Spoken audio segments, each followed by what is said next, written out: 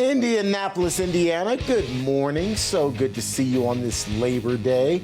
I used to live not terribly far from Indianapolis. Well, I've worked in Evansville, Indiana, just a little bit south of Indianapolis for many, many years. Had some great times there. In fact, I got married in Evansville, Indiana. So started my real life in Evansville, Indiana, in Indiana in general. I know you didn't really ask for that, but I figured I would just share. Anyway, typically during this time, we get you ready for the opening bell at the New York Stock Exchange, but it's Labor Day, which means the New York Stock Exchange is closed today, so we'll forego that and instead just take you right to David Brody. David, good morning. If you'd like any other details about my life, I'm more than happy to share here. Yes, if you could. As a matter of fact, we're going to cancel the segment we were going to do and talk about your married life. This is your life, T. Bates. Yeah, we'll have to do a segment on that at some point. I do want to know more, actually. I do. But I guess we won't do that now. All right. Time for our daily dose of dollars and common sense. We've got American Sunrise Early Edition host, the guy behind Jake's Take Substack. That would be Jake Novak. Jake, well, let's talk about a big buzz story here, that the Trump administration buying 10% of Intel. Look, I can't wait to get your take on this, because you're a whole lot smarter than me, especially when it comes to the business aspect of this. But the intrusion of government ownership into private enterprise, I mean, Jake, we've had Larry Kudlow say, what in the world, this is horrible.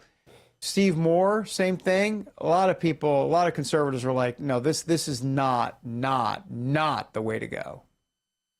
Yeah, and I really understand that argument, but I think what they really should be bemoaning, and maybe they really are, and they're just not realizing what the sad story is here, is this, folks.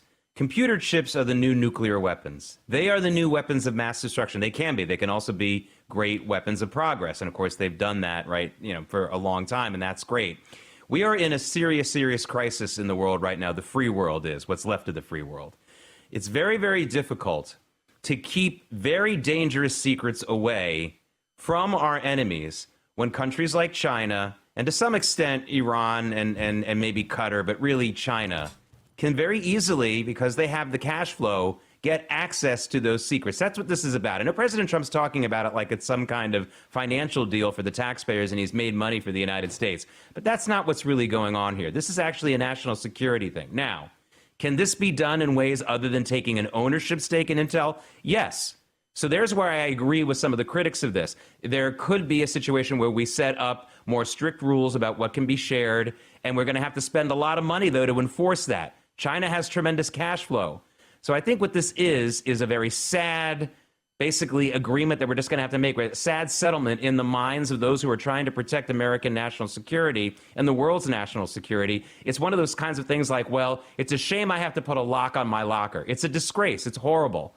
But if we don't do it, I don't know what other choice we have. Maybe this is the way to go until we can figure out another way to keep these secrets very, very safe. Because I'm telling you right now, China has very easily, they must be astounded and shocked by how easily they have been able to undermine so much of this country with their cash flow. Remember, the Soviets were very powerful militarily, David, but they didn't have the cash flow that China has now. And so we were lucky.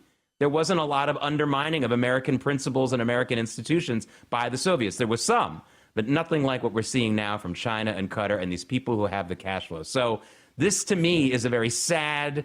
I agree with the sadness about it and the disgust with it, but I don't right now see a better option yet. I would like to see this, though, ended really quickly. I'd like to see us unwind this ownership, absolutely. Explain, Jake, though, the libertarian slippery slope that they're warning about. Yeah, I mean, look, the libertarians are worried that now the governments, state governments, city governments will start to take ownership, and anything that they can say is, well, we need to have this to protect the public safety. All of our freedoms in this country and every society are taken away under the for your safety.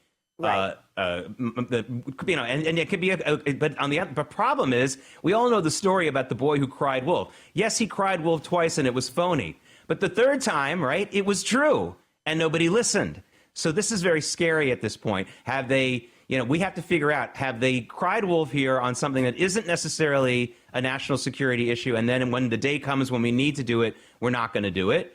Or are we doing something now that is, I think, maybe even a little late to the game? We should have set up the rules for these companies to follow years ago. Luckily for them, they had a very ignorant group in Washington that didn't understand technology, didn't understand what's going on with computer chips, and they let this entire industry run rampant for a long time. And that was great for everyone's economic positives. It made a lot of money for a lot of people.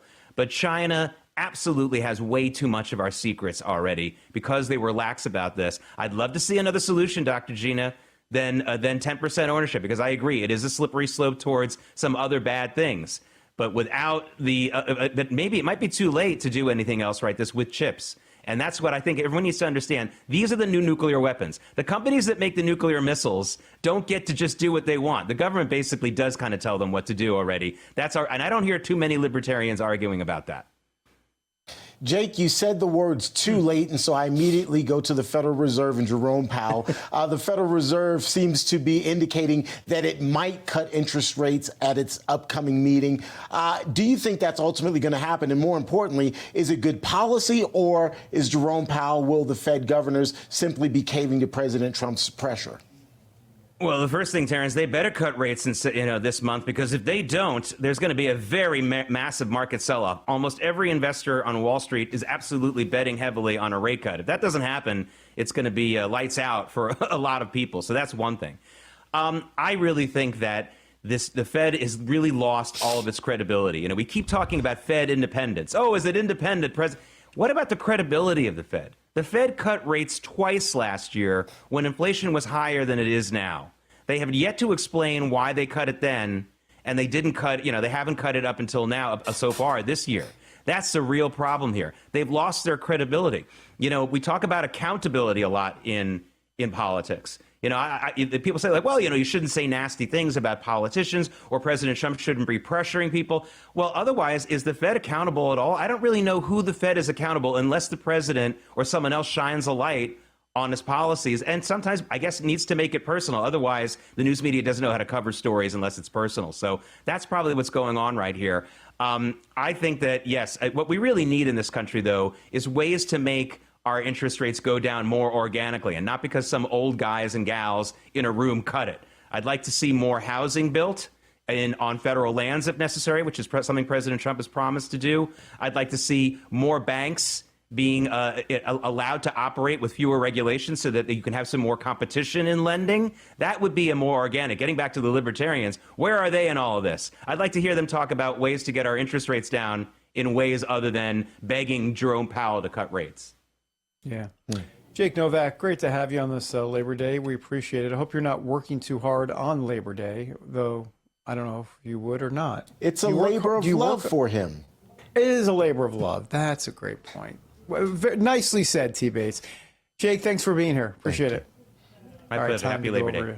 Happy Labor Day. Yeah, you too. Time to go over to Terrence, or better known as T. Bates. Yeah, let me pat myself on the back. I like that one. All right, David, appreciate it. When inflation jumps, when you hear the national debt is over $37 trillion, do you ever think, well, maybe now would be a good time to buy some gold? Whether as a hedge against inflation, peace of mind during a global instability, or just for sensible diversification, the Birch Gold Group believes that every American should own some physical gold. And so they created something special. Until September 30th, if you're a first-time gold buyer, the Birch Gold Group will offer you a rebate of up to $10,000 in free metals on qualifying purchases. To claim your eligibility and start the process, request an information kit now. You can do so simply by texting the word America to the number 989898.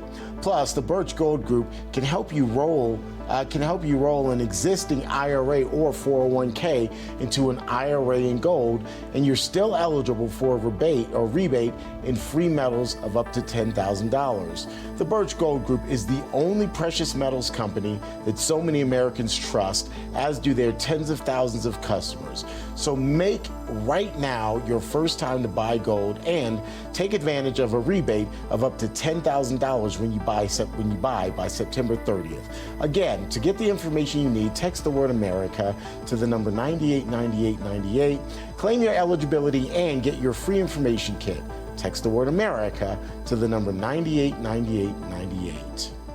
All right, folks, let's take a quick break. When we come back, it's time to take the political pulse of the nation. And in focus today, it's all about the future and your children, their children, and their children's children. We're back in a moment.